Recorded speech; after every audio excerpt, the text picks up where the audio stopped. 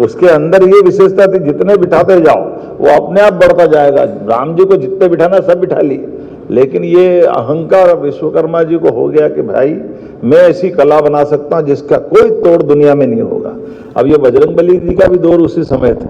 बजरंगबली जी भी बुद्धि के देवता है।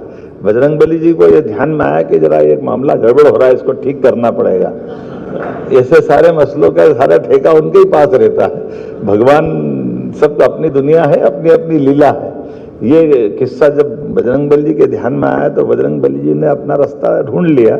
जब सारे लोग विमान की सीटों पे बैठ गए, बजरंगबली जी से कहा कि बजरंगबली जी ये आप, राम जी ने कहा भाई सबको अपनी सीट पे बैठना है। अब सीट बेल्ट बांधने की बात तो हुई होगी मालूम नहीं,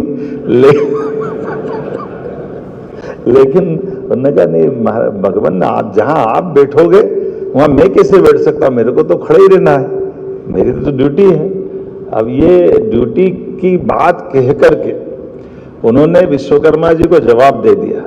अब आप बताओ, हिसाब लगाओ कि एक सीट खाली थी और एक आदमी खड़ा, तो वो सीट का क्या हुआ?